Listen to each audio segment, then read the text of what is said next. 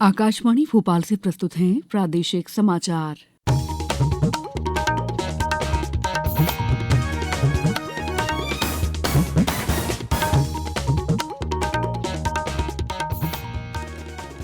नमस्कार, समाचारों के साथ मैं दीपा सिंह। सबसे पहले मुख्य समाचार। बेटी बचाओ बेटी पढ़ाओ योजना की 10वीं वर्षगांठ आज। प्रदेश में हर सप्ताह होंगे अलग विषय पर कार्यक्रम। राज्य में निवेश के लिए पुणे में आज इंटरैक्टिव सेशन का आयोजन, मुख्यमंत्री भी होंगे शामिल। नेताजी सुभाष चंद्र बोस की 128वीं जयंती पर कल उनके सम्मान में मनाया जाएगा पराक्रम दिवस। और भारत और इंग्लैंड के बीच 5 2020 मैचों की श्रृंखला का पहला मैच आज। अब समाचार विस्तार से। बालिकाओं की सुरक्षा, शिक्षा और सशक्तिकरण के अथक प्रयासों के एक दशक पूरा होने पर सरकार आज बेटी बचाओ बेटी पढ़ाओ योजना की 10वीं वर्षगांठ मना रही है। महिला एवं बाल विकास मंत्रालय ने कहा है कि नई दिल्ली में आयोजित कार्यक्रम में सशस्त्र बलों, अर्धसैनिक बलों, दिल्ली पुलिस की महिला अधिकारियों, छात्राएं और आंगनवाड़ी कार्यकर्ता शामिल होंगी। इस योजना की 10वीं वर्षगांठ पर समारोह आज से 8 मार्च तक जारी रहेगा और अंतर्राष्ट्रीय महिला दिवस पर इसका समापन होगा। राज्य और जिला स्तर पर भी इस तरह के कार्यक्रम आयोजित किए जाएंगे।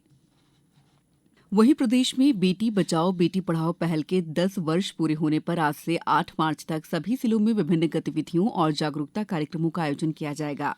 पेश है हमारे संवाददाता की एक रिपोर्ट। मध्य प्रदेश में बेटी बचाओ बेटी पढ़ाओ पहल पर हर सप्ताह अलग अलग विषय पर कार्यक्रम होंगे। पहले सप्ताह में 181 और चाइल्ड हेल्पलाइन नंबर 1098 पर जागरूकता, माहवारी स्वच्छता प्रबंधन और सैनिटरी पैड का वितरण जैसे कार्यक्रम होंगे। दूसरे सप्ताह में वन विभाग के सहयोग से पौधारोपण अभियान चलाया जाएगा। तीसरे सप्ताह में स्कूल में बालिकाओं को प्रवेश दिलाने के लिए नामांकन अभियान संचालित होगा। चौथे, पांचवें और छठे सप्ताह में शिक्षा, स्वास्थ्य और परिवार कल्याण, पंचायत राज और ग्रामीण विकास विभाग के साथ समन्वय से जागरूकता कार्यक्रम होंगे। संजीव शर्मा, आकाशवाणी समाचार, भोपाल। राज्य में निवेश की संभावनाओं को और अधिक प्रोत्साहित करने के लिए पुणे में आज इंटरैक्टिव सेशन का आयोजन किया जा रहा है।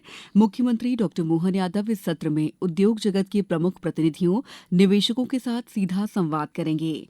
राज्य में निवेश के अनुकूल वातावरण पर चर्चा होगी। इससे पहले मुंबई, कोलकाता, बेंगलुरु और कोयम्बटूर में इंटरैक्टिव सेशन आयोजित किए जा चुके हैं। अब तक राज्य को 4 लाख करोड़ से अधिक के निवेश प्रस्ताव प्राप्त हुए हैं। ये प्रयास 24 और 25 फरवरी में भोपाल में होने वाले ग्लोबल इन्वेस्टर समिट की तैयारियों का हिस्सा है। पुणे में इंटरैक्टिव सेशन में उद्योग जगत की कई जानी मानी हस्तियां शामिल होंगी। इंदौर संभाग के पीथमपुर में यूनियन कार्बाइड कचरा निष्पादन के संबंध में जनजागृति के प्रयास लगातार जारी हैं। इसी क्रम में इंदौर के अरविंदो अस्पताल के सभाकक्ष में जन संवाद कार्यक्रम आयोजित किया गया। संभागायुक्त दीपक सिंह की अध्यक्षता में इस जन संवाद कार्यक्रम में मेडिकल क्षेत्र के डॉक्टर, अन्य स्टाफ, विज्ञान विषय के प्रोफेसर और विशेषज्ञ आदि शामिल हुए। कार्यक्रम को संबोधित करते हुए संभागायुक्त ने कहा है कि कचरा निष्पादन की पूरी प्रक्रिया वैज्ञानिक आधार पर है। कचरा निष्पादन में पूरी सावधानी और सुरक्षा बरती जाएगी। मानवीय स्वास्थ्य के साथ साथ पर्यावरण की सुरक्षा पर भी विशेष ध्यान रहेगा। मुख्यमंत्री डॉ मोहन यादव आज समन्वय भवन में यूथ फॉर साइबर वेलनेस विषय पर 1 दिवसीय 9वीं नेशनल साइकोलॉजी कॉन्फ्रेंस का शुभारंभ करेंगे। मध्य प्रदेश राज्य महिला आयोग और रिस्पांसिबल नेटिव संस्था मुंबई के संयुक्त तत्वावधान में आयोजित कार्यशाला का मुख्य उद्देश्य युवाओं में साइबर वेलनेस के बारे में जागरूकता और सुरक्षित डिजिटल परिदृश्य को बढ़ावा देना है। कार्यशाला में साइबर वेलनेस के लिए युवा, साइबर अपराध की दुनिया को समझना, साइबर हिंसा परिदृश्य को सुरक्षित और समावेशी बनाना, डिजिटल प्यार और धोखा, माइंडफुलनेस, ऑनलाइन गेमिंग, करियर विकल्प, स्नैपचैट पर प्रभावी रिपोर्टिंग और सुरक्षा जैसे विषयों पर चर्चा की जाएगी। समाचारों में वक्त है ब्रेक का। ये समाचार आप आकाशवाणी मध्य प्रदेश से सुन रहे हैं। ये समाचार बुलेटिन YouTube पर, Madhya Pradesh news all India radio channel पर और फेसबुक, साथ ही एक्स प्लेटफॉर्म पर AIR न्यूज भोपाल पेज पर सुने जा सकते हैं। इसके अलावा आप हमारी वेबसाइट newsonair.gov.in पर अथवा न्यूज ऑन AIR ऐप पर भी समाचार सुन सकते हैं। ब्रेक के बाद समाचारों में आपका एक बार फिर स्वागत है। नेताजी सुभाष चंद्र बोस की 128वीं जयंती पर कल उनके सम्मान में पराक्रम दिवस मनाया जाएगा। संस्कृति मंत्रालय 3 दिन का ये आयोजन नेताजी के जन्मस्थान कटक में आयोजित करेगा। नेताजी के जन्मस्थान वाले इस भवन को अब संग्रहालय में बदल दिया गया है। पराक्रम दिवस समारोह का आयोजन बारामती किले में भी होगा और इसकी शुरुआत प्रधानमंत्री के वीडियो संदेश से होगी।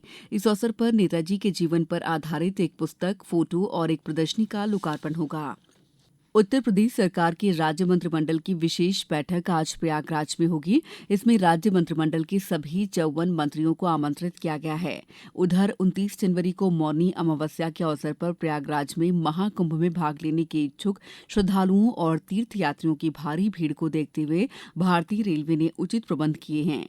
पेश है कुंभ से हमारे संवाददाता आनंद कुमार की एक रिपोर्ट। सरकार के अनुमान के अनुसार मौनी अमावस्या के अवसर पर महाकुंभ में पवित्र स्नान के लिए करीब 8 से 10 करोड़ श्रद्धालुओं के आने की उम्मीद है। उत्तर मध्य रेलवे के मुख्य जनसंपर्क अधिकारी शशिकांत त्रिपाठी ने आकाशवाणी समाचार से बातचीत में बताया कि रेलवे ने मौनी अमावस्या के व्यस्तम समय को मिलाकर कुल 400 से अधिक मेला स्पेशल रेलगाड़ियां चलाने की योजना बनाई है। जो ये आंकड़ा दिया गया है कि 8 से 9 करोड़ लोग स्नान करेंगे, तो रेलवे की भी बहुत बड़ी जिम्मेदारी है। पूरे मौनी अमावस्या के जो D-1 से D+2 डेज, जो पीक डेज होते हैं, इनमें हम लोग 400 से अधिक मेला स्पेशल गाड़ियों का संचालन करेंगे।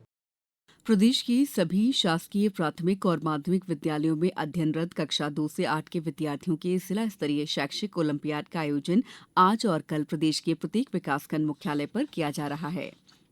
भारत आज से इंग्लैंड के खिलाफ 5 2020 और 3 एकदिवसीय मैचों की श्रृंखला खेलेगा। श्रृंखला का पहला मैच आज शाम कोलकाता के ईडन गार्डन में होगा। मैच शाम 7 बजे शुरू होगा। श्रृंखला के 4 अन्य 2020 मुकाबले चेन्नई, राजकोट, पुणे और मुंबई में होंगे। एकदिवसीय मैचों की शुरुआत 6 फरवरी से होगी। प्रदेश में हवा का रुख बदलने से दिन की ठंड गायब हो गई है। ज्यादातर शहरों में पारा 25 डिग्री के पार है।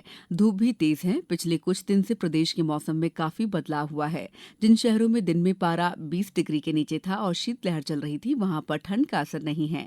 तेज धूप है और कई शहरों में रात के तापमान में भी बढ़ोतरी हुई है। मौसम विभाग के मुताबिक 24 जनवरी से तेज ठंड का एक दौर और आ सकता है। इससे पहले आज ग्वालियर, चंबल में बूंदाबांदी हो सकती है। उत्तरी हवा आने से रात के तापमान में गिरावट के आसार हैं। आपको समाचार संक्षेप में। ग्वालियर के विकास के बाद विज्ञान और प्रौद्योगिकी के साथ की थीम पर आधारित 2 दिवसीय ग्वालियर विज्ञान महोत्सव का आयोजन ट्रिपल ITM संस्थान में संपन्न हुआ। डिंडौरी में जिला स्तरीय युवा संगम रोजगार मेले का आयोजन शासकीय औद्योगिक प्रशिक्षण संस्थान में जिला रोजगार कार्यालय, जिला व्यापार और उद्योग केंद्र, शासकीय ITI डिंडौरी द्वारा संयुक्त रूप से किया गया। इंदौर में कलेक्टर आशीष सिंह की पहल पर निजी क्षेत्र के प्रतिष्ठानों में दिव्यांगजनों को रोजगार दिलाने के लिए एक विशेष पोर्टल तैयार किया गया है। पंजीकृत दिव्यांगजनों के लिए 28 जनवरी को काउंसलिंग सत्र आयोजित किया गया है। रायसेन में पुलिस लाइन के समीप नगर पालिका परिषद द्वारा बनाए गए अनूठे ऑक्सीजन पार्क का सांची विधायक डॉक्टर प्रभुराम चौधरी द्वारा लोकार्पण किया गया। निवाड़ी में जनसुनवाई के दौरान आमजन से प्राप्त 71 शिकायतों और समस्याओं को निराकरण के लिए संबंधित विभागों को दिया गया। झाबुआ के सभी विकास खंडों में मध्यप्रदेश शासन संस्कृति विभाग और जिला प्रशासन झाबुआ द्वारा रानी दुर्गावती की जीवन गाथा का चित्रण, नाटिका, साउंड और लाइट शो के माध्यम से किया गया। खंडवा से अलीराजपुर के बीच नए रेल मार्ग 250 किलोमीटर के सर्वे के लिए अलीराजपुर स्टेशन पर मंगलवार को क्षेत्रवासियों और जनप्रतिनिधियों ने पूजन कार्यक्रम आयोजित कर सर्वे प्रारंभ करवाया। गुना में शासकीय कस्तूरबा कन्या महाविद्यालय के विभिन्न स्कूलों की छात्राओं को कॉलेज चलो अभियान की जानकारी प्रदान की। सतना जिले के विद्युत उपभोक्ताओं की शिकायतों के निराकरण के लिए आज कार्यालय अधीक्षण अभियंता के सभाकक्ष में शिविर आयोजित किया गया। इस बुलेटिन में इतना ही। नमस्कार।